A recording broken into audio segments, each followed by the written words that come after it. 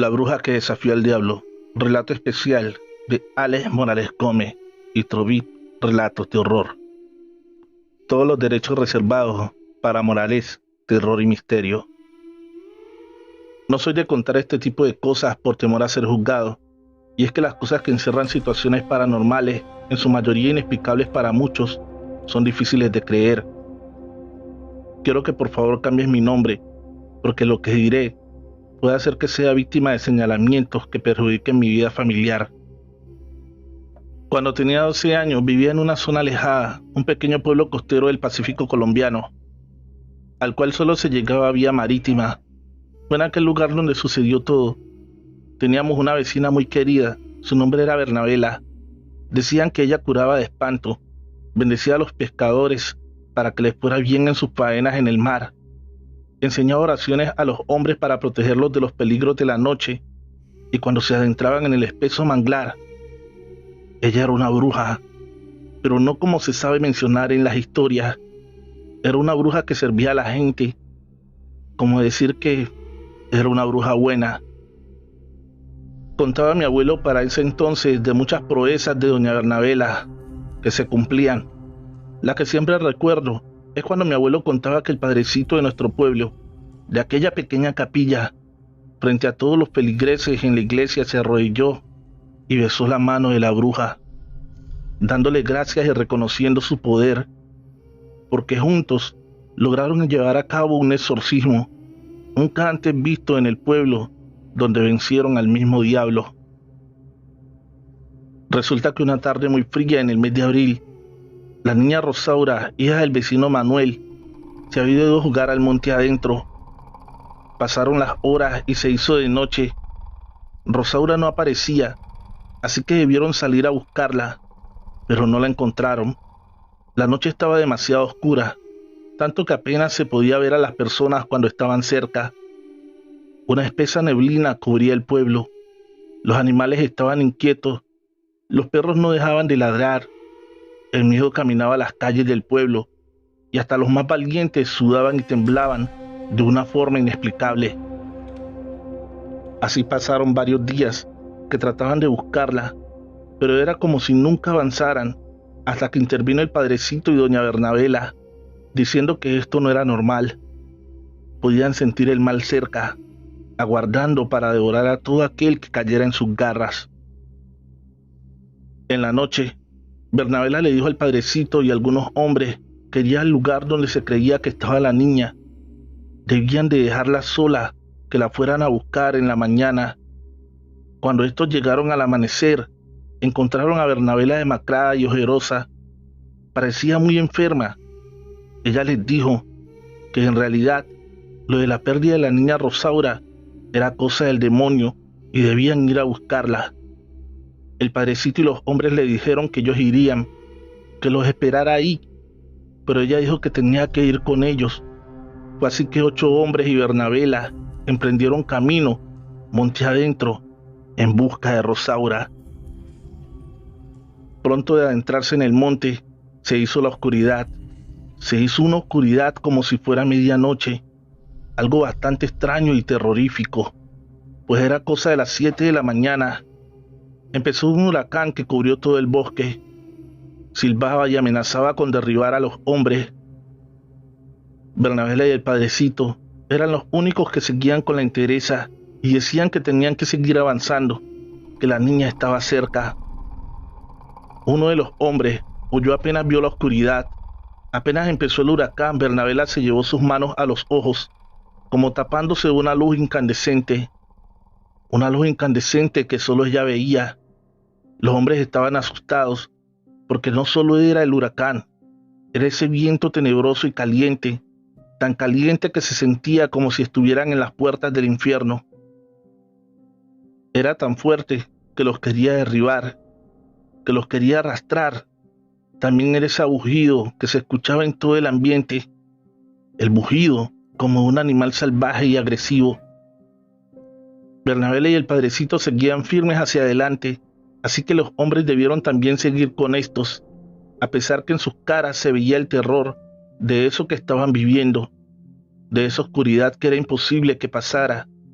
A medida que avanzaban, el huracán se hacía más fuerte, obligando a los hombres a aferrarse de los árboles para no ser arrastrados por el monte. Bernabela gritaba: «Estamos cerca». Entre aquellos hombres estaba mi abuelo.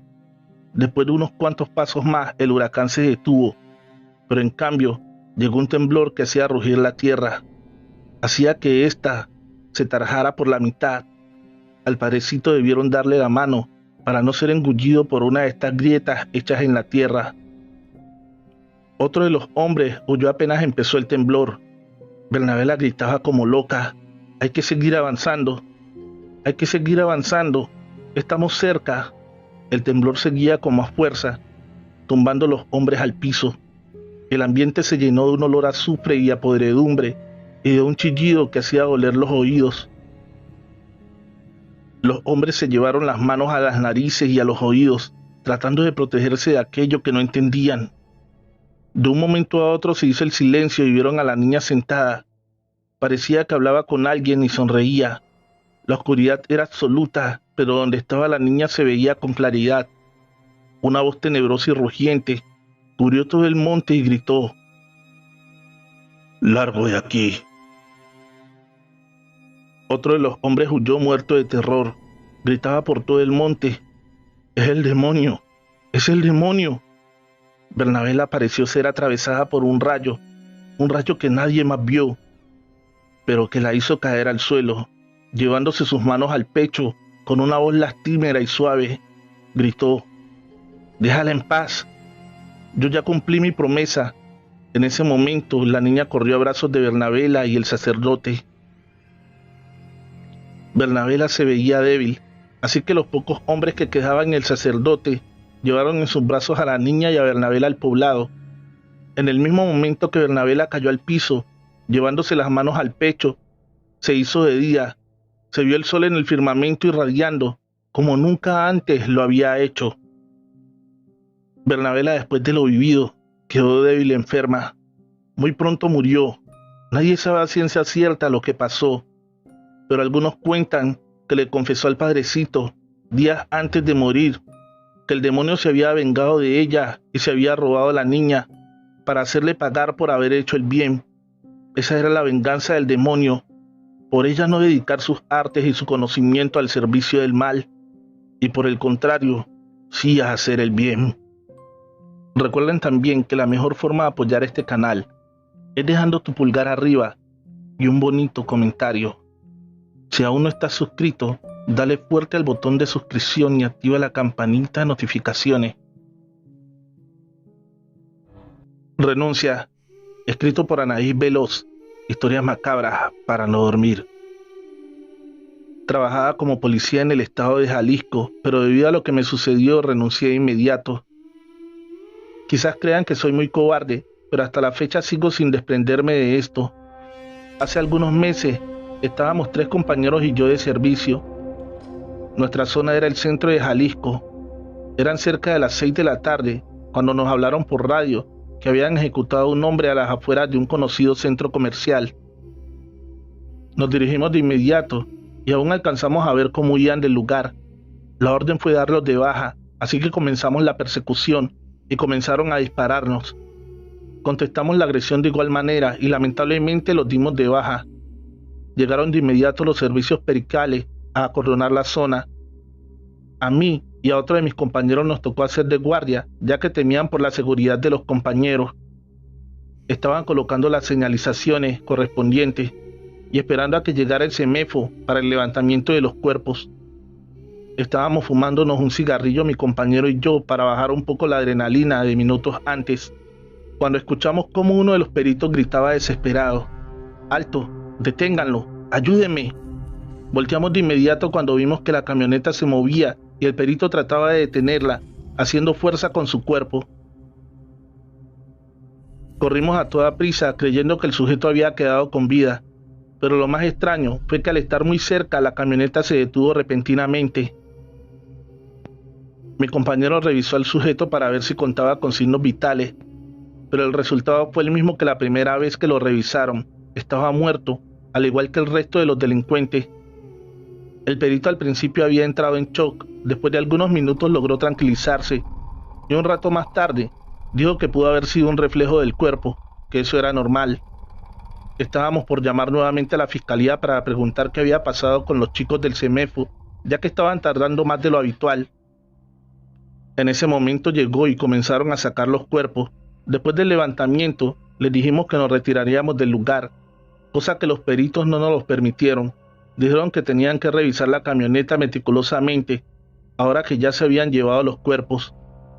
Mi compañero y yo aceptamos de no muy buena gana.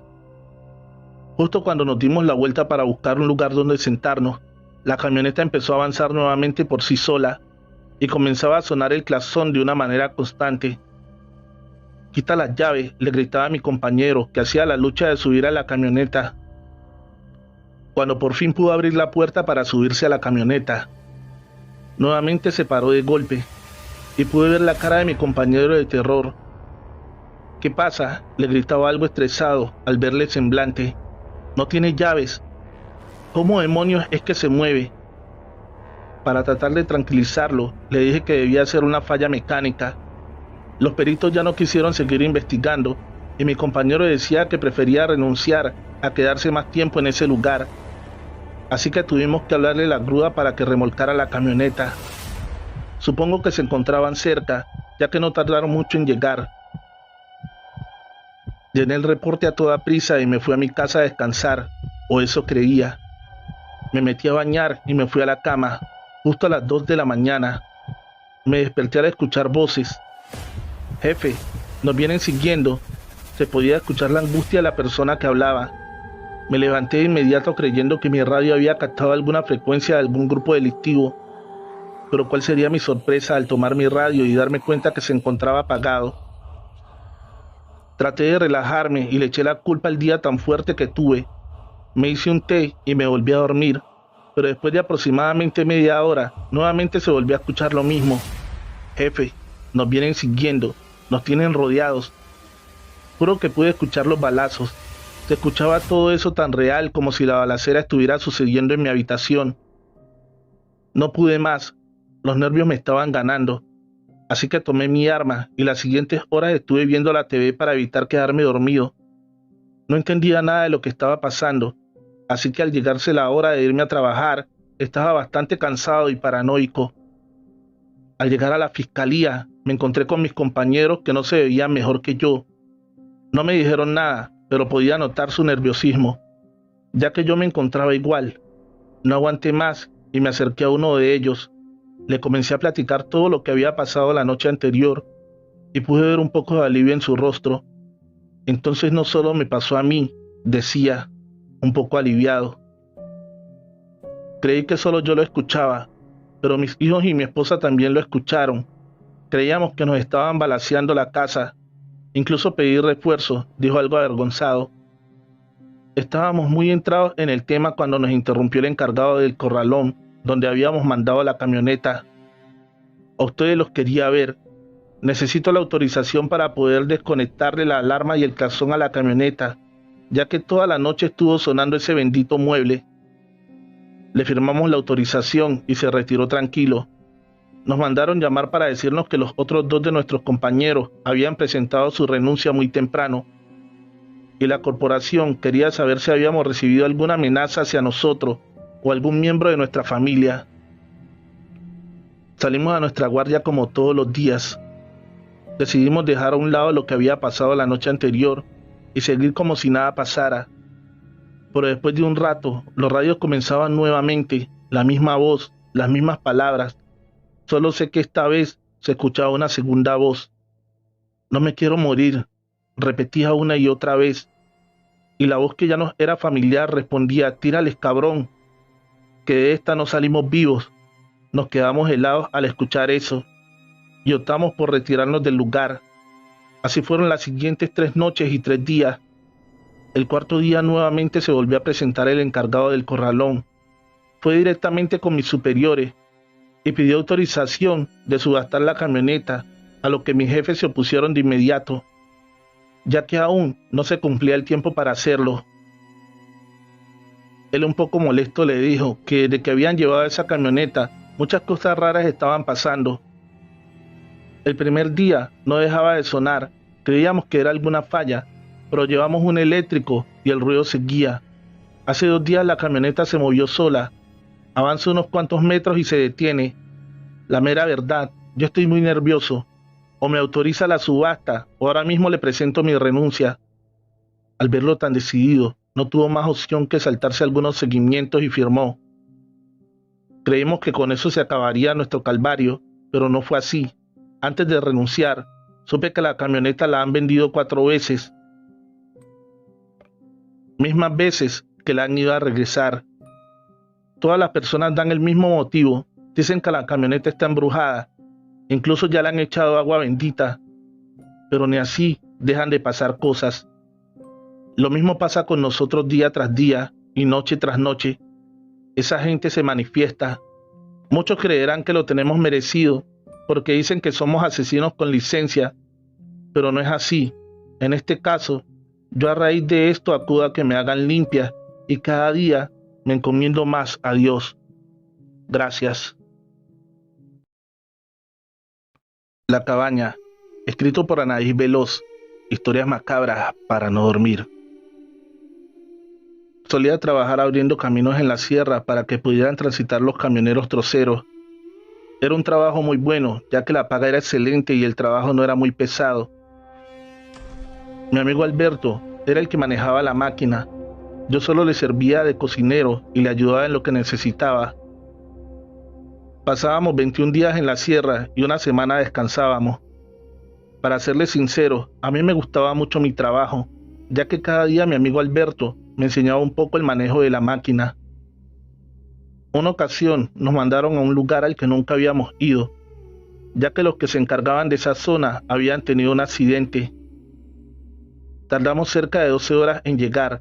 Estábamos muy cansados y lo peor de todo es que nos dejaron pasadas las 10 de la noche y necesitábamos caminar cerca de 1 hora y media para localizar la máquina que habían reparado días atrás los mecánicos. Empezamos a caminar ya resignados, mi compañero y yo, cuando después de algunos 20 minutos pudimos ver una cabaña, así que decidimos tocar, y nos abrió una señora de algunos 40 años. Después de presentarnos y decirle qué es lo que hacíamos, allá a esa hora, le pedimos que nos dejara pasar la noche, ya que se nos estaba haciendo imposible seguir caminando por la oscuridad. Ella muy amable nos invitó a pasar, y dentro de la cabaña se encontraban otras 2 mujeres jóvenes, 3 hombres y 4 niños. Ellos fueron bastante amables con nosotros, pero había algo muy raro en aquella familia. Se notaban bastante pálidos y los niños se veían como si estuvieran enfermos. No hablaban ni hacían movimiento alguno. Uno de los hombres se acercó a saludarnos y a preguntarnos qué era lo que hacíamos a esas horas caminando solos, que era muy peligroso. ¿Peligroso?, preguntó Alberto entre risas. Si aquí no hay más que árboles. En ese momento todos nos miraron algo molestos. Y el señor repuso: aquí hay más peligro de lo que te imaginas, muchachos, y es mejor estar atentos. Mi compañero se acercó a decirme que debían de estar locos, que hiciéramos la lucha de dormirnos y que en la mañana nos iríamos muy temprano, ya que esa gente comenzaba a darle miedo. Les pedimos que nos dijeran dónde podíamos dormir, a lo que la mujer solo señaló una esquina sin decir palabra alguna. Extendimos las cobijas y nos acostamos. No pasó más de media hora cuando comenzamos a escuchar cómo aventaban la puerta y cómo entraban corriendo varias personas. Supusimos que eran varias por el ruido que se lograba escuchar, ya que la oscuridad de la noche nos impedía ver. Después de unos segundos, una fuerte descarga de arma de fuego nos hizo quedarnos petrificados sin poder movernos. Creíamos que esa gente no se había dado cuenta que estábamos ahí. Aunque les parezca increíble, nos quedamos dormidos. No sé si fue el miedo o qué demonios pasó esa noche, pero a la mañana siguiente mi compañero me despertó. Pensé ver sangre tirada por todos lados, pero vaya sorpresa que nos llevamos. La cabaña estaba totalmente sucia. Incluso pareciera que llevaba varios tiempos deshabilitada. Por eso no podría ser posible. El día anterior se encontraba totalmente diferente. Recogimos nuestras cosas a toda prisa y al salir de ese lugar nos quedamos helados al ver que frente a la cabaña se encontraban 10 cruces. cada una de ellas tallada con nombre y fecha, y lo más impactante es que en una de ellas llevaba el nombre de la persona que habíamos conocido horas atrás. Corrimos despavoridos, incrédulos y bastante nerviosos por lo ocurrido. Al llegar a donde estaba la máquina, ahí se encontraba un campamento de leñadores, y al vernos en tan mal estado, se acercaron a preguntarnos que qué nos había pasado. Le narramos lo acontecido, y uno de ellos comenzó a llorar desconsolado. Ellos eran mi familia, y hace 8 años los asesinaron para quitarles sus tierras. Yo andaba entregando una carga para la ciudad, por eso fue que a mí no me hicieron nada. Pero ya varias gente ha comentado que aún se pueden seguir viendo en la cabaña. Hemos llegado al final de este episodio. En el comentario fijado estaré dejándote una lista de reproducción con 56 relatos de Anaís Veloz. Y en la descripción de este video está el link de la página Historias Macabras para no dormir. Síguela. Recuerda que la mejor forma de apoyar el canal es dejando tu like y un bonito comentario. Si aún no estás suscrito, dale fuerte al botón de suscripción y activa la campanita de notificaciones. El diablo quiso llevarse a mi hija. Relato escrito y adaptado por Chemo San Juan. De los eventos reales de la señora Kenia. En la descripción, el link de su canal de YouTube y su página de Facebook. Síguelo. Soy originaria de San Juan La Lana, Oaxaca, México, pero ahora yo vivo en la colonia México 86. De los cuartos en Naucalpan, Estado de México, y esa maldita bestia cegadora de vidas y sus múltiples ataques no cesaron. Mi experiencia con este ser es de angustia, de sentir desesperación, al grado que cuando despierto de madrugada siento que él me ve, que ha regresado de nuevo. Si tan solo viviera mi abuela Juanita, la bruja blanca, o Úrsula, la bruja pactada, él no atacaría de esta manera. Ya no puedo dormir como antes, y ahora tengo actualmente 7 meses de embarazo de mi futuro segundo bebé. La tengo que proteger hasta su nacimiento. No quiero que nos pase lo que viví en Oaxaca cuando Belcebú reclamaba a mi primer hija, ni menos lo que pasó en Veracruz. Allí una señora conocida mía, que era bruja pactada, quien vivía en Córdoba, en el estado de Veracruz, con la cual conviví mucho cuando era también joven. Ella me contaba que podía transformarse en lo que quisiera, esto para lograr sus objetivos, así como en un perro o en un pavo gigante y salir a hacer sus maldades, que también podía meterse en los sueños de las personas para dominarlos y robarse a sus niños y después devorarlos en la oscuridad. Incluso entraba físicamente en casas de niños recién nacidos en los que desprendía su alma del cuerpo después de devorar su sangre. Prácticamente, a mi corta edad, el destino me ha cruzado en el camino de brujas, brujos, nahuales y hechiceros, así como chamanes, y el que no me aparta es del camino del mismo Lucifer, que ahora en mi nuevo embarazo ha regresado a impedir que se desarrolle este ser en mi interior. Pero gracias a Dios, ya sé cómo hacerle frente.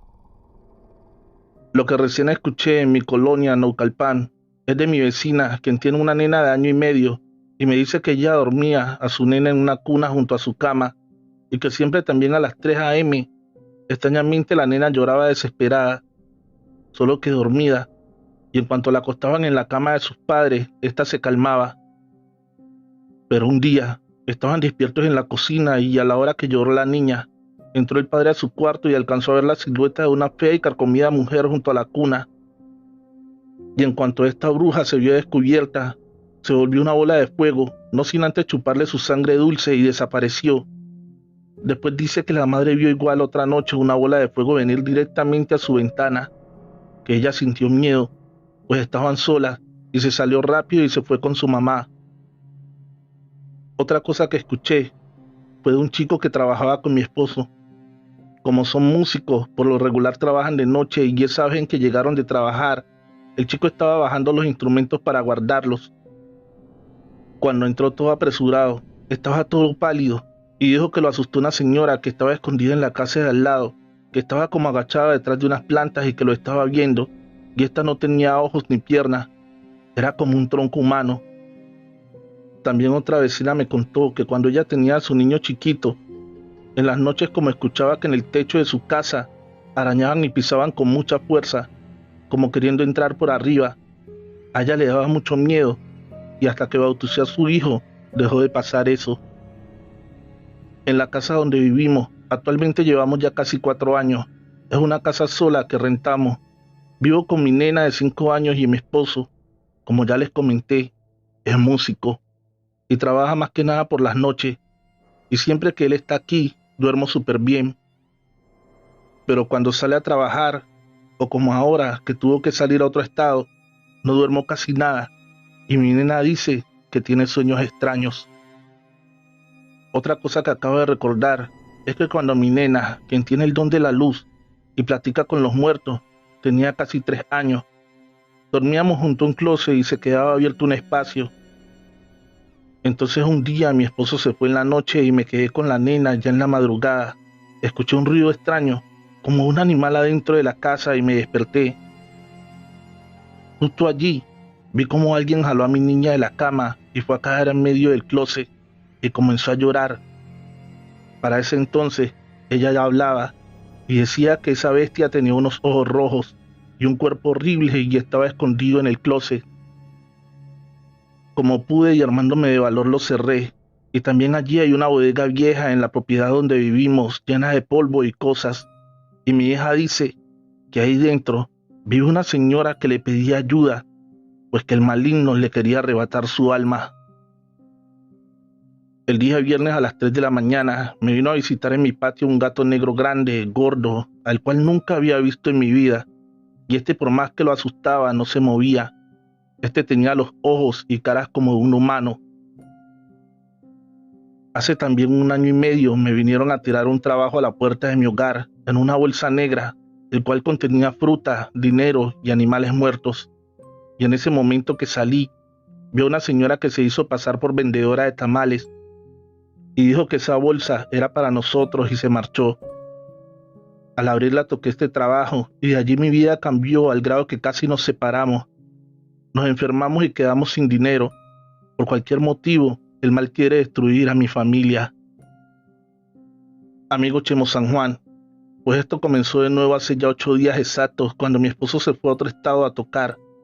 La primera vez amanecí con 2 moretones en la pierna, como si me hubiese golpeado contra algo. Después a los 2 días en el vientre, donde se nota mucho mi embarazo. Tenía arañazos como 3 grandes de una garra y me causaba molestias y dolor. Con esto, desde que comenzó diariamente, me despierto justo a las 3:33 de la madrugada. Y de ahí ya no puedo dormir absolutamente nada hasta que no salga el sol o canten los gallos. Porque me siento que de nuevo ese demonio reclama a mi bebé que está a punto de nacer. Espero en Dios que con las 12 verdades del mundo, las pulseras de San Benito y el agua bendita, así como las protecciones que en este grupo me enseñaron, pueda yo proteger a mi familia y que la paz regrese a mi hogar. Mil gracias. Recuerda visitar el espacio de mi amigo, el oficial Chemo San Juan. En la descripción del video, el link de su página y canal de YouTube. Trovadores, en la descripción de este video se encuentra el link de la página y canal de YouTube de mi amigo el escritor Chemo San Juan. Síguelo. El ahijado del diablo. Relato de un mal padre. Hace años había una familia tan pobre, pero tan pobre, tanto que no tenían ni para comer. Para colmo, la mujer estaba embarazada una vez más y a punto de dar a luz. Mal padre de familia no tenía trabajo y su familia estaba a punto de morir de hambre. Todos los días salía a buscar trabajo y le cerraban las puertas. En su desesperación, exclamó esto: como nadie me ayuda, yo sería capaz de venderle mi alma al diablo o hasta ofrecerle la de mi hijo que está por nacer. Honestamente, campesino estaba agobiado y a punto de hacer una tontería. Para su mala o buena suerte, esa tarde el diablo andaba de paseo y escuchó con atención su petición y posible pacto. Cuando le apretó más el hambre y al ver que sus otros hijos no crecían por falta de vitaminas, se fue al monte y al estar solo una vez más volvió a exclamar: ya nos estamos muriendo de hambre y nadie me da la mano. Si fuera posible, vendería un hijo para salvar a los otros. En ese instante, de atrás de un gran árbol salió un señor extraño. Este era alto, blanco, muy guapo y se veía de mucho dinero, el cual le comentó: mire amigo, escuché su necesidad de conseguir dinero y como estoy de acuerdo quiero que me vendas a tu hijo. Si aceptas te daré su peso en oro y así salvarás de una posible muerte a los demás. Es más, yo quiero ser su padrino. Como verás, yo no tengo hijos, solo que cuando éste cumpla el místico número 666 en semanas y cuando llegue esa fecha, me lo entregarás. ¿Estás de acuerdo? Cuenta la historia que ese número de semanas se contabilizaba en una edad de más de 12 años. Incrédulo el padre y en total desesperación, aceptó sin consultar a su mujer, pues el hijo que pedía el diablo era el único que no estaba bautizado, el que estaba a punto de nacer. Al amanecer en la puerta de la miserable casa aparecieron 3 kilos de monedas de oro, todas de una excelente calidad y quilatajes. Allí el mal padre comprendió que ese ser que se apareció era ni más ni menos que Satanás, el engaño humano, y el pacto ya estaba en proceso. El hombre después de 12 años le contó del pacto a su mujer y le convenció de que el niño estaría bien y en buenas manos, y como ya habían recibido suficiente para educar a los hijos, vivir entre comodidades y comprarse una casa, se llegaba la hora de que el ahijado creciera con su padrino el diablo. La madre, como no queriendo, aceptó y con miedo le contó al niño de este pacto. Ni modo, hijo, ya te vendimos con tu padrino el diablo y tu madrina, quien es yegua, un caballo hembra de color negra que siempre camina junto a él, quien también fue vendido al diablo a cambio de oro, y este se casó con ella. Espero nos comprendas, gracias a ti nos salvamos de morir de hambre, ahora él por ti vendrá, ya se llegó la fecha de pagar el pacto. Así de cruda, la madre le expresó esto al niño. El muchacho se puso triste y se echó a llorar. No podía creer cómo es que lo habían entregado al devorador de almas y hombre al gran demonio. Esa noche, como siempre, se puso a rezar y exclamó: tú eres mi único Padre, gran Dios Todopoderoso, y solo te pertenezco a ti.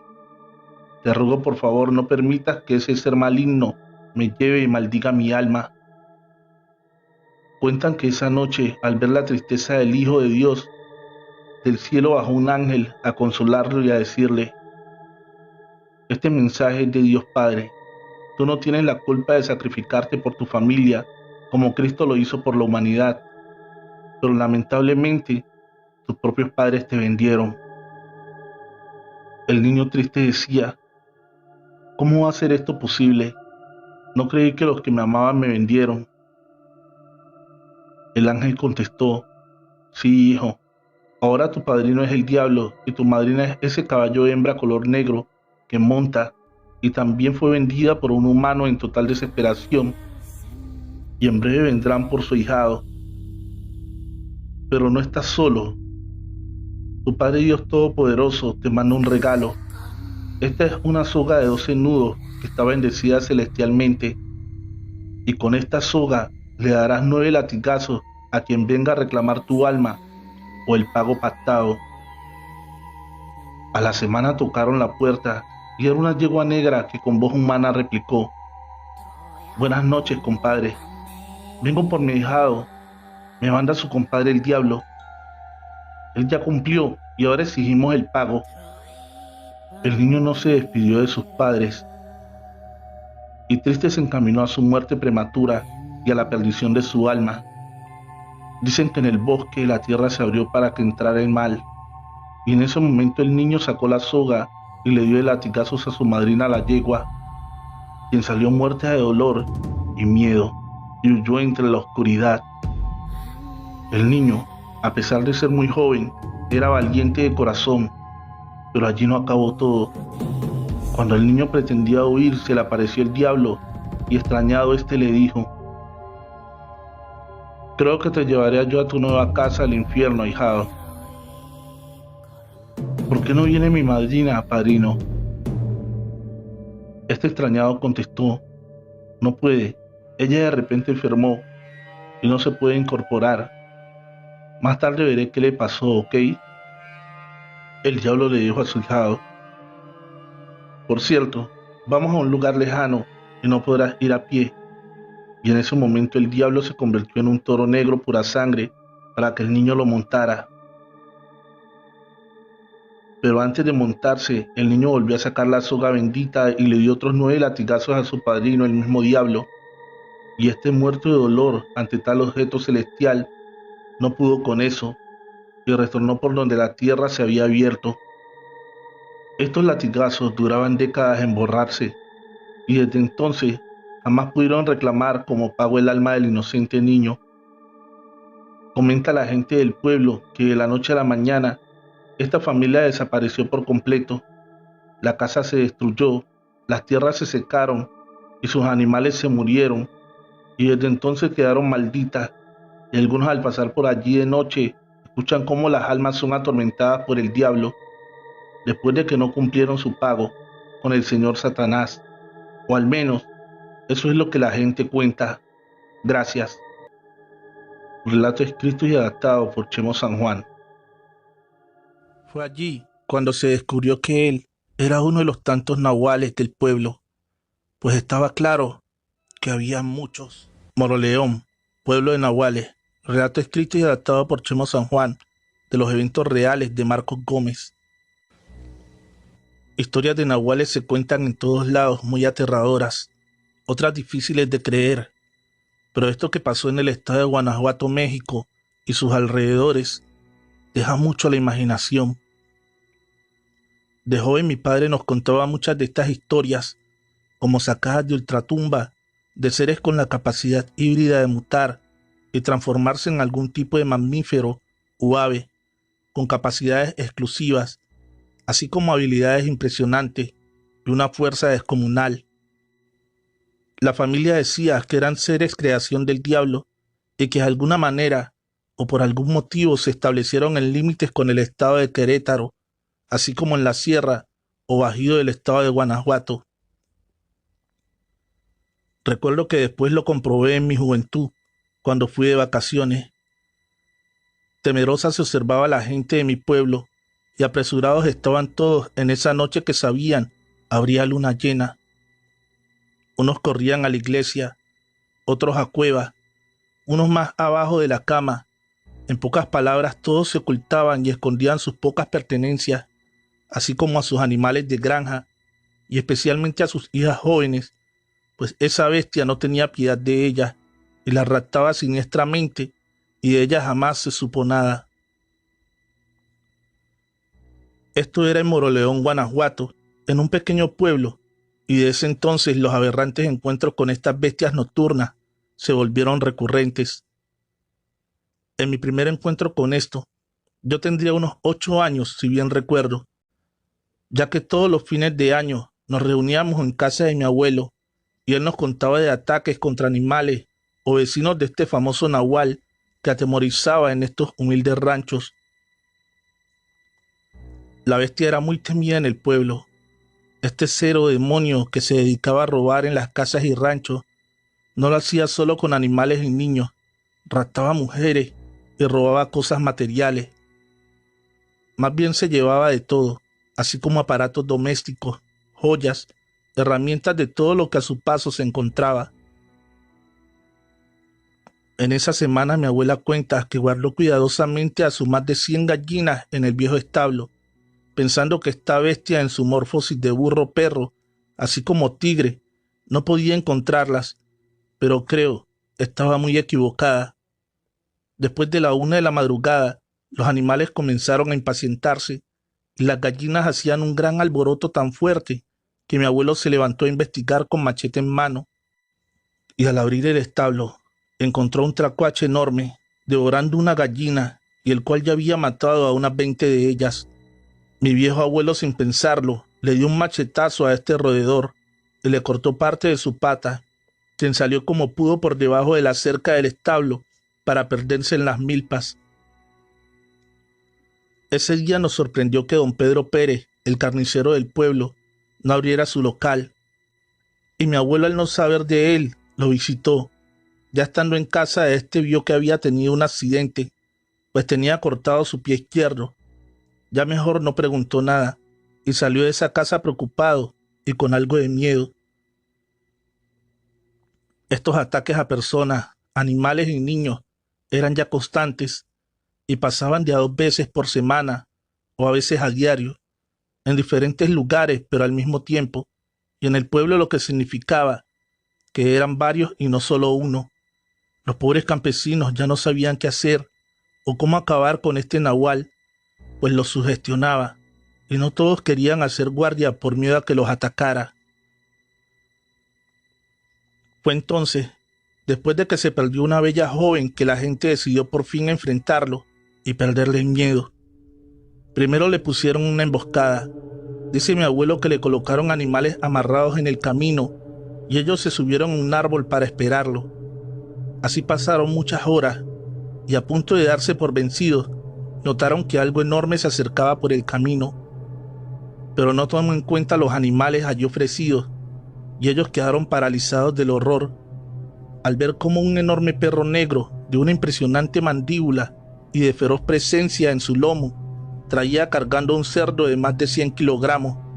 Los ancianos del pueblo dieron la orden de marcar todas las casas con cruces hechas de cal y sellarlas con sal, de curar las balas con esencia de agua bendita y hasta llevar a misa los machetes con los que bloquearían a la mutación o el proceso de humano a animal.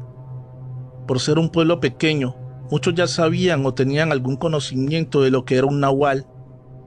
Ya en su mutación, estos animales, al convertirse en nahuales, carecían de orejas y cola. Por tal motivo, aniquilarlos era más fácil, siempre y cuando no te ganara la espalda, ya que te destroza, o si mal te iba, arrastraba como tal el resto del ganado. Y este ser que se postró frente a ellos tenía las características antes mencionadas. Esa noche falló la emboscada, pero no se rindieron, ya que esa semana otro grupo se escondió en una hacienda donde había rumores que se perdían muchos animales. Allí cerca del pueblo lanzaron y prepararon sus armas. A lo lejos vieron cómo pasó un señor alto y fuerte que no conocían, y se tiró al piso y dio 2 vueltas a la derecha y 2 a la izquierda para, al incorporarse, lo hiciera en forma de un enorme tigre de apariencia impresionante. Con mucho miedo decidieron seguirlo. Después de 1 hora, este enorme felino sacaba arrastrando una vaca de ese rancho, y parecía dormida, pues no ponía resistencia alguna. Se preguntaban cómo diablos podía arrastrar media tonelada de peso. Aprovechando que el nahual estaba distraído, ellos comenzaron a dispararle con sus escopetas, y este tigre resultó herido y lanzó rugidos de dolor, y fue así como soltó a su presa y salió huyendo en lo oscuro del pueblo. Este alboroto despertó al dueño del rancho, quien no creía lo que contaban los cazadores. Al siguiente día, el dueño del rancho reunió a su gente de confianza para ponerlos al tanto de este ataque del nahual, pero su principal hombre de confianza, el capataz, no estaba presente. Así pasaron 2 días más cuando fueron a buscarlo, pues temían de lo que hubiera atacado esta bestia. En ese momento salió la esposa de y les comentó que estaba muy enfermo, y preocupados entraron a la fuerza y ella les negó el ingreso, pero fue en vano. Los amigos estaban ya adentro y se dieron cuenta que no tenía ninguna enfermedad. Él tenía varias heridas de bala justo donde los campesinos cazadores le habían disparado a aquel animal esa noche. Fue allí cuando se descubrió que él era uno de los tantos nahuales del pueblo, pues estaba claro que había muchos. No supieron qué hacer con él, y les dijo que si le perdonaban la vida, daría los nombres de todos los seres que, al igual como él, se transformaban en nahuales. El abuelo pactó esa tregua y, a cambio de información, llegaron a un acuerdo. Se cuenta que el abuelo le indicó que se fuera con la condición de que no regresara al pueblo nunca jamás, y después de delatar a sus compañeros, se marchó con su familia hacia Michoacán, y de él nunca más supieron nada. Casi todos los que eran nahuales abandonaron el pueblo, y solo uno no lo quiso hacer. Se dice que era él, que se robaba a las jovencitas, y muy molesto el pueblo dio con él, ya que no obedeció a marcar su puerta con una cruz blanca. Esto lo delató, y cuando lo emboscaron, al tenerlo rendido lo bloquearon con los machetes, le sacaron los ojos, le cortaron las manos y lo fueron a dejar en las montañas. Este cruel castigo recibió por sus despiadadas maldades y por desobedecer al pueblo que le dio la oportunidad de ser libre y no la aprovechó como los otros. Mi pobre abuela abrazó a mis hermanitos y les tapó la cara cuando esa bestia negra me tomó de la mano, justo cuando este maldito ser me exclamó con voz humana: La novia del Nahual. Relato escrito y adaptado por Chemo San Juan, de los eventos reales de Gladys Garza. Durante décadas se han contado en mi pueblo del estado de Oaxaca miles de historias que afirman la existencia de los supuestos nahuales, seres híbridos, que son personajes relacionados con la brujería que te traen la muerte. Dicen los abuelos que estos nahuales se convierten en bestias semihumanas, ya sea también en cualquier otro animal, para poder hacer sus fechorías, robar caza, comida y hasta niñas.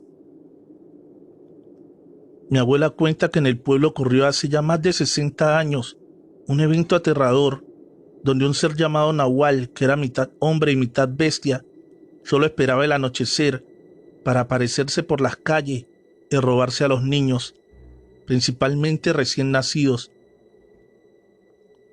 Dicen que este ser era un brujo vecino que vivía cerca de la escuela del pueblo.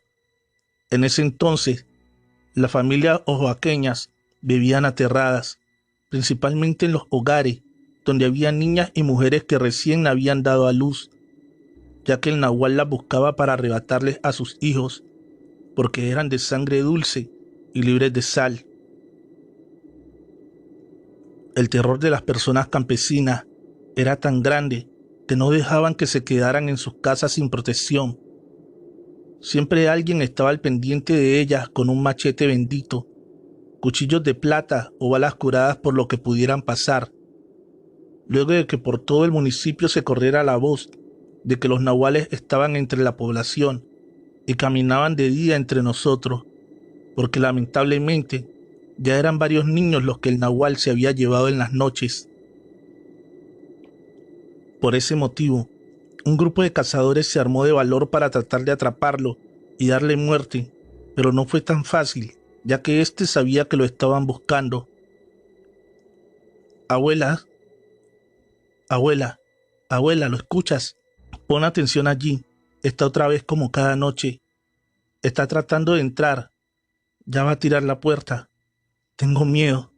Mi abuela, sin pensarlo 2 veces, me quitó mi ropa interior, me la colocó al revés, según esto era protección, pero en ese justo momento mi abuelo despierta de un profundo sueño, y como puede toma su machete y lo persignó en nombre de Dios Padre e Hijo, y se armó de valor, al tiempo que la puerta era derribada completamente para permitir la entrada a un inmenso perro color negro que caminaba en 2 patas, y era la cosa más horrible que yo había visto a mis 12 años, pues en mi pueblo natal de Miahuitán, Oaxaca, México, eran populares los nahuales, pero estos jamás se acercaban a las casas. Mi pobre abuela abrazó a mis hermanitos y les tapó la cara, y cuando esta bestia negra me tomó de la mano, justo cuando este maldito ser me exclamó, esto con voz humana: vengo por ti, tú estás elegida y se debe de cumplir lo que está marcado. Recuerdo que mi valiente abuelo no lo dejó terminar y de un tajo le macheteó la parte de su cola y ésta cayó por el suelo. Este monstruo salió corriendo, tirando la cerca o barda del patio, lanzando aullidos de dolor y de impotencia, jurando que regresaría para ese entonces, perderse en el inmenso bosque de mi pueblo. Como pudo, mi abuelo colocó la puerta y esperamos al amanecer, y fue allí donde esta parte que le cortó de la cola era su mecate, una especie como de lazo o cinturón indígena.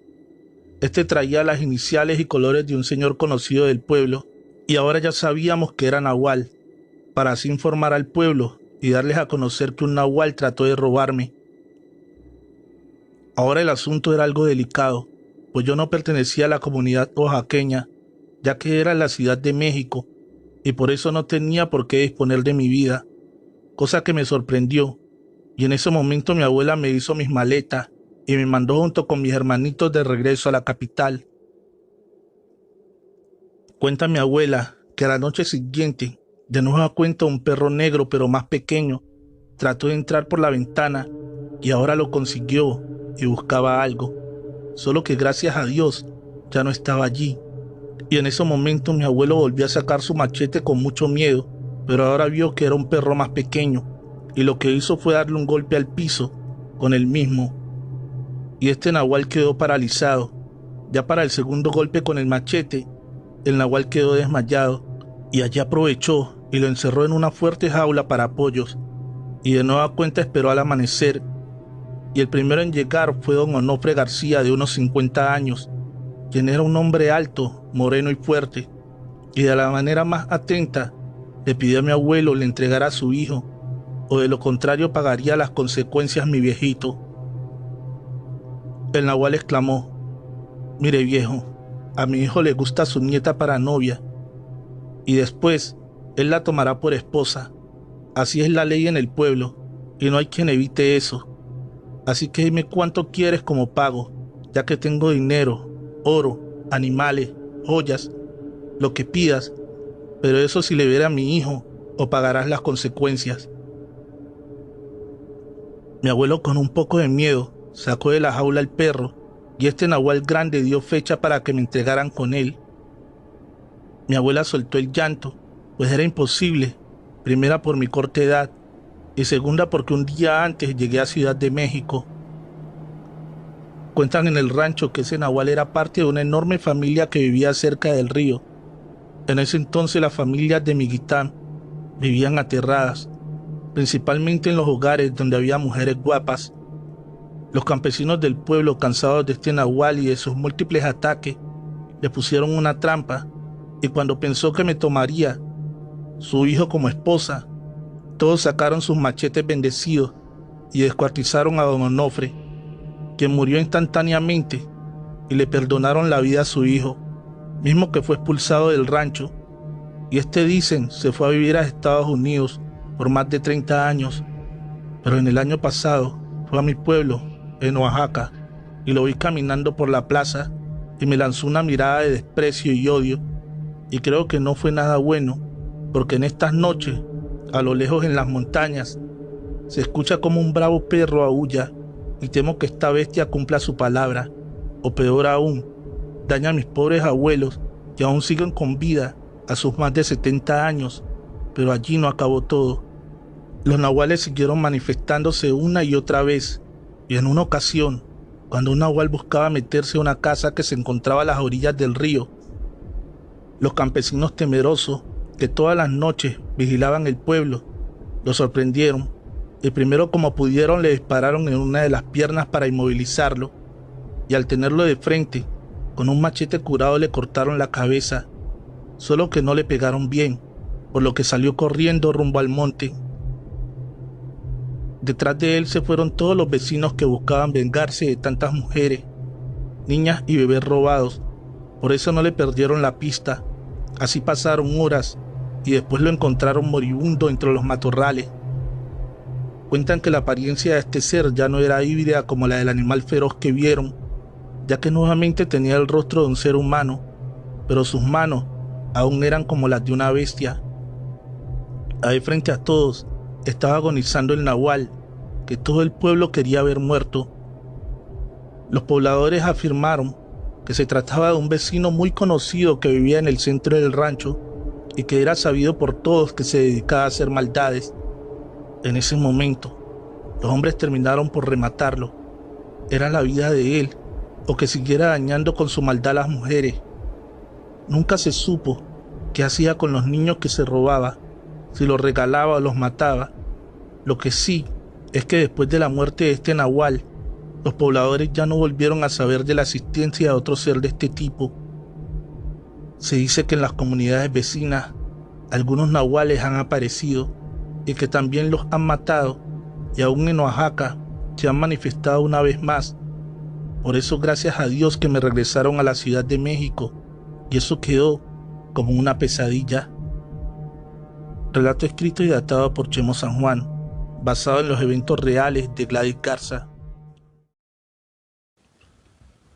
La noche del Nahual, la bestia del infierno. Relato número 234, escrito y adaptado por Chemo San Juan, de los eventos reales de mi amiga Yolis. Señor Chemo San Juan, buenas noches. Me recomendaron sus páginas donde la gente cuenta sus relatos basados en experiencias reales y aquí expondré mi caso. El tío Julián le comentó a mi padre que en uno de esos días lluviosos allá por los años 90, en la sierra de Zacapuatlá, en Puebla, él tenía 3 caballos, ya que llevaban poco de haber llegado a ese pueblo y al no contar con buena economía, solo tenía una humilde casita de madera donde apenas cabían ellos y sus pocas cosas. Él no tenía establo o donde guardar a sus caballos, así que por esa razón los tenía amarrados al aire libre, allí afuera, cerca de aquel gigantesco bosque, en un viejo árbol. Escuché atenta cuando el tío Julián comentó que sus animales nunca dormían, que estos estaban siempre nerviosos, pero lamentablemente esa primera noche ya no apareció un caballo. Parecía que algún bandido se lo llevó, y lo curioso de todo es que ni los perros ladraron para advertirle al pobre tío del robo. Al amanecer salieron a buscarlo, pero jamás lo encontraron. Creyeron que el mismo caballo se fue solo, pues no había pisadas humanas, solo las de un perro o posiblemente un lobo. Así pasaron los días y de nueva cuenta una madrugada en que la noche estaba fría, pareciera que el mal se acercaba, pues hasta los árboles emitían sonidos como de miedo, como si algo estuviera a punto de suceder. De esto serían aproximadamente las 4 de la madrugada. Los gallos no cantaban, era como si todo animal existente allí tuviera miedo de asomarse. Los 2 caballos que quedaban y que estaban amarrados no hallaban cómo soltarse, era como si desquiciados de algo quisieran salir corriendo. Julián no podía despertarse, algo lo tenía dominado, y cuenta a su esposa que ella escuchaba todo junto a sus 2 hijos, y por más que despertaban al tío, este no podría abrir los ojos. De pronto se escuchó un quejido horrible, era como la mezcla de un aullido y el bramar de alguna bestia nocturna. Pero en esa zona no existían lobos, y los coyotes jamás se acercaban tanto al pueblo. Con temor, mi tía tomó a su Virgen de Guadalupe y la besó, y de pronto el tío Julián despertó desesperado, y como pudo tomó su machete y salió a ver qué demonios estaba pasando con sus animales. Un ruido extraño lo despertó, aún más, y le erizó la piel. Era como si una gran y enorme fiera estuviera atacando a sus caballos que poco a poco le faltaba por romper sus ataduras, o tal vez allí estuvieran a punto de morir presas de alguna bestia del bosque de Zacapuatlá. Señor Chemo San Juan, le cuento que mi tío es de esos hombres chaparritos, pero con un valor muy grande. Por eso en cuanto escuchó a sus caballos ya a punto de ser atacados, este salió también con su rifle, un calibre 22, con rumbo a sus amados caballos. Al llegar ahí volteó para todos lados, inclusive hacia arriba de los árboles, pero no miró nada.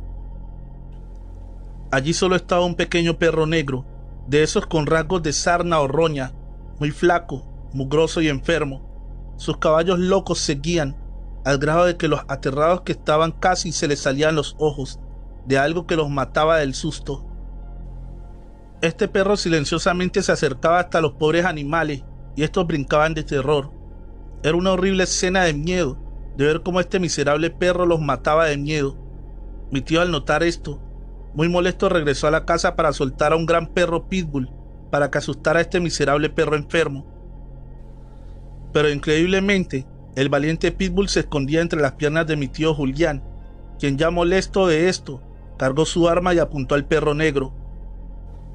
Al soltarle 3 disparos al cuerpo de este, solo miró cómo este perro se cayó y se volvió a levantar. Él pensó que no le atinó al cuerpo y volvió a dispararle, pero ahora el arma se trabó y se atoraron los cartuchos. Mi tío no daba crédito a lo que estaba pasando y sacó su machete y se abalanzó contra aquel animal extraño y maligno, que no era nada bueno. Al contrario, se sentía en el aire como si el diablo anduviera suelto, pues un olor a muerte comenzaba a sentirse en esa noche. Mi tío exclamó: Dios, Padre mío, si lo que está frente a mis ojos no es nada de lo que tú hayas creado, por favor protégeme. Si el mal está presente, te suplico me ayudes a que retroceda de donde salió. Yo soy muy pobre y no es justo que me roben mis pocas pertenencias. Por favor, mis caballos me sirven para la siembra de maíz, de donde come mi familia, y ya me robaron uno, así no podré sobrevivir. Fue que en ese momento recordó algo que lo hizo estremecer, y eso era que dándole un golpe a la tierra en forma de cruz, podía tumbar a un nahual. Porque sin duda, eso era lo que tenía enfrente. Con miedo y temblando, así lo hizo. En nombre de Dios Padre, te ordeno que pares. Con furia pegó con el machete al piso como dibujando una cruz, y este nahual se paró en seco. Allí nuevamente el tío gritó con fuerzas: En nombre de San Miguel Arcángel, te ordeno desaparezcas. En ese momento, esta bestia fue creciendo, ya que rodó 7 veces, 4 a la izquierda y 3 a la derecha por el suelo, y poco a poco se fue convirtiendo en un humano. En ese momento y con un miedo impresionante, el tío Julián le atravesó el machete por el pecho, y esta bestia del diablo alcanzó a incorporarse del dolor, y salió corriendo por entre los árboles para perderse por la aún oscura madrugada. En cuestión de minutos, que parecían horas, esto pasó. Los gallos cantaron, y con ellos llegaron los primeros rayos del nuevo día. El tío seguía parado afuera sin creer lo que había pasado. La pobre esposa e hijos muertos de miedo miraban todo por la ventana. Al amanecer, se corrió la noticia de lo sucedido, y fueron a ver al tío a su casa para que les contara la increíble batalla de la noche del Nahual, la bestia seguida del infierno.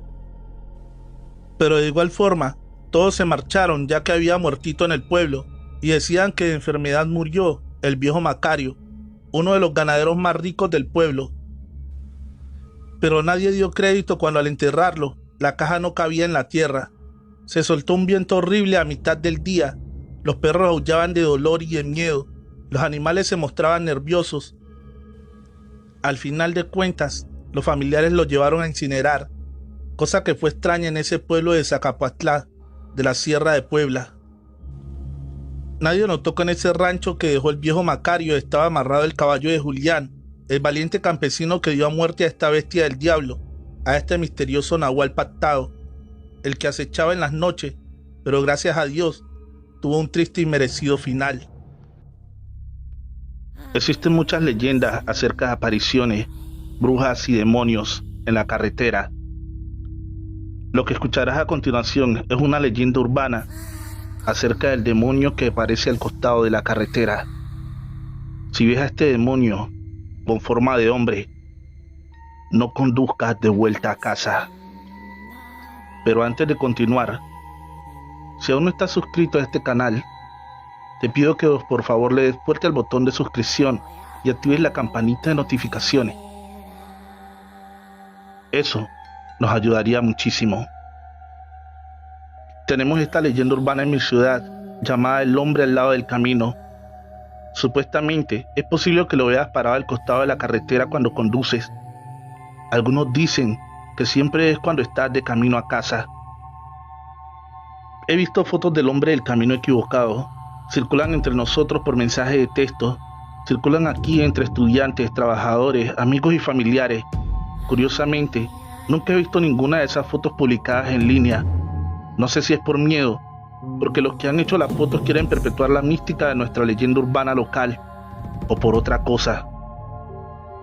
Estaba bastante seguro de que esas fotos habían sido un engaño, solo alguien disfrazado como el hombre del camino equivocado. Tal vez era la misma persona cada vez. En cuanto a la apariencia del hombre del camino equivocado, o hombre de la carretera, usa su ropa andrajosa al revés, generalmente una camisa de franela y jeans. Su rostro sonriente, pintado, se ve inquietamente realista, hasta que se gira hacia un lado y puedes ver que en una superficie lisa. Parece que se afeita el cabello, se pinta una cara en la parte posterior de la cabeza y se pone una peluca hasta los hombros que cubre su rostro real. Aquellos que he conocido que afirman haber visto al hombre del camino equivocado dicen que esperaron una semana antes de conducir a casa. Se quedaron en la casa de un amigo o en un hotel y ni siquiera se molestaron en ir a casa para empacar una maleta. Sin embargo, también he oído que hay que esperar un mes. El consenso común parece ser: si lo ves mientras conduce a casa, no termine el viaje hacia ella. Date la vuelta, ve a otro lugar y espera al menos una semana. Pensé que era un montón de tonterías hasta que mi cita y yo vimos al hombre del camino equivocado cuando volvíamos a mi casa después del cine. Fue Katy quien lo vio. Reduce la velocidad, dijo ella. Creo que veo al hombre del camino equivocado del que me hablaste. Katy solo había vivido en mi ciudad durante medio año, así que una de las cosas que le había dicho en mi búsqueda para compartir con ella tantas cosas interesantes como pudiera había sido nuestra leyenda urbana local sobre el hombre del camino equivocado. Fue una coincidencia que hubiéramos estado hablando de él unos días antes. Nunca había visto a alguien vestido como el hombre del camino equivocado en persona. Fotos, seguro, pero nunca en persona. Me temblaba el pie cuando aflojé el paso del acelerador. Estaba oscuro, casi a medianoche, y no había farolas o estaban apagadas. Los faros de mi auto lo iluminaron. En el lado de la carretera estaba frente a nosotros. En realidad, estaba de espalda a nosotros. Esa cara pintada estaba frente a nosotros. Los vaqueros, la camisa de franela y la peluca también estaban girados hacia nosotros. Sus brazos y piernas se veían mal. Fueron empujados hacia abajo en su ropa de la manera opuesta.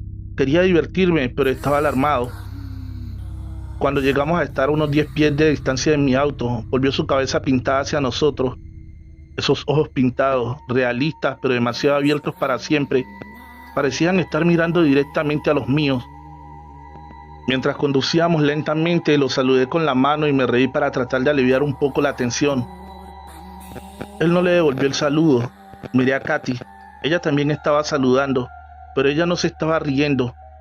Miré hacia atrás a tiempo para ver el lado resbaladizo de la cabeza afeitada y pintada de esa persona. En la ilusión óptica de una cara real se hizo añicos. Destrozado, pero de alguna manera peor por ello. Además, cuando miré por el espejo retrovisor mientras aumentábamos nuestra distancia, me pareció ver algo brillando debajo de la peluca que llevaba hasta los hombros. Luego se fue, perdido en la oscuridad. Cogí velocidad. No había estado caminando, pero de alguna manera me preocupaba que viniera detrás de nosotros demasiado rápido. Entonces, ¿qué hacemos ahora?, dijo Katy. No podemos ir a tu casa ni a la mía. La miré, y pronto los dos comenzamos a reír. Bueno, dije, después de esta noche podremos decirles a todos que vimos al hombre del camino equivocado, y nos fuimos inmediatamente a casa. Me pregunto quién pretendía ser el hombre del camino equivocado, dijo Katy. Me pregunto por qué lo estaban haciendo. ¿Crees que deberíamos dar vuelta e intentar hablar con ellos? Preferiría que no lo hiciéramos, dije. Podrían ser peligrosos, pero estoy seguro que solo es alguien que busca mantener viva la leyenda urbana. Es tu auto, dijo Katy, pero si fuera mío... Está bien, dije, daremos la vuelta. Mi abuelo solía decir, si tienes dudas sobre qué giro tomar, siempre puedes dar un giro en U hasta que averigües las cosas. Uso eso como una metáfora de la vida. Pero cuando hice mi giro en U, mi corazón latía con fuerza en mi pecho.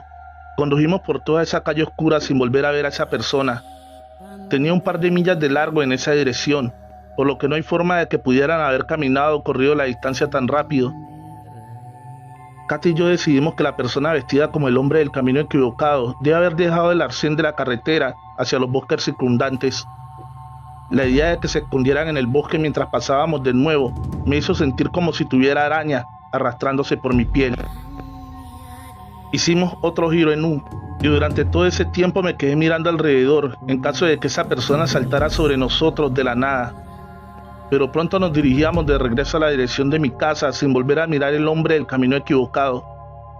Katy y yo tratábamos de reírnos e intentábamos hablar de otras cosas, pero los dos estábamos bastante asustados.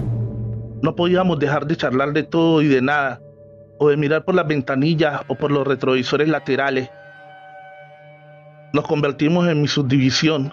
Luego doblamos hacia mi calle y todo cambió. Tan pronto como entramos en mi calle, comenzamos a retroceder en lugar de avanzar.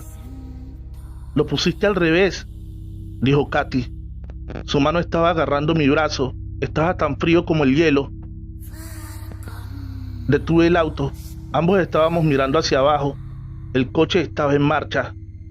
Saqué el pie del freno y lo puse de nuevo en el pedal del acelerador. Las casas familiares que veía todos los días al volver a casa, se alejaban de nosotros. Tal vez algo anda mal con mi coche, dije. Pero cuando traté de conducir hacia adelante de nuevo, miré hacia un lado y luego por el espejo retrovisor. No nos movíamos, no según esos puntos de vista. Frente a nosotros, las casas retrocedían cada vez que ponía el pie en el acelerador, pero desde el costado y la parte trasera parecía que estábamos parados. En mi calle, todo estaba bien iluminado. Había toneladas de farolas, así que no podíamos discutirlo, como si tuviera algo que ver con la visibilidad limitada. «Vámonos de aquí», dijo Katy. Su voz era casi un susurro. «Sí», dije, de una manera similar. «¿Pero cómo nos vamos a ir?» «Ponlo al revés». Cuando puse mi auto en reversa e intenté eso, en realidad avanzamos, pero hacia los lados y hacia atrás. Una vez más parecíamos no habernos movido, como si nos hubieran pillado pasando la entrada de mi barrio. Cuando Katy y yo detuvimos el auto y debatíamos salir, vimos que alguien venía hacia nosotros en la acera. Se acercaban a nosotros desde la parte delantera del vehículo, así que no estoy seguro de cuán precisa era la distancia. Parecía que ya estaban a unos 6 metros de distancia. No sé por qué me tomó tanto tiempo darme cuenta de esto. Tal vez fue porque no quería, pero reconocí a mi vecino por la nuca y por la forma de su cuerpo, que era algo atípico. Lo había visto a menudo encorvado, trabajando en su jardín, mientras yo pasaba por ahí. Caminaba de espaldas hacia nosotros. Cuando estuvo más cerca, se detuvo. Entonces empezó a gritar. «¡Ah! ¡Ah!», una y otra vez, de pie, inmóvil, de espaldas a nosotros. Solo más tarde me daría cuenta de que había estado diciendo: «¡Ayúdame!», al revés. Bajé la ventanilla. «Señor Nelson», dije, «¿qué pasa?». Dejó de gritar. Ahora que mi ventana estaba baja, pude escuchar su cuerpo crujir y romperse. La sangre brotó de las fisuras cuando las articulaciones de sus brazos y piernas cambiaron drásticamente. Cuando la cabeza del señor Nelson giró completamente hacia nosotros, estaba seguro de que vi la luz que se apagaba en sus ojos. Entonces, lo que sea que se había apoderado del señor Nelson dio un primer paso adelante con la nueva arquitectura de su cuerpo. Katy y yo comenzamos a gritar con ese primer paso. Subí la ventanilla mientras el señor Nelson corría con piernas extrañas e inhumanas.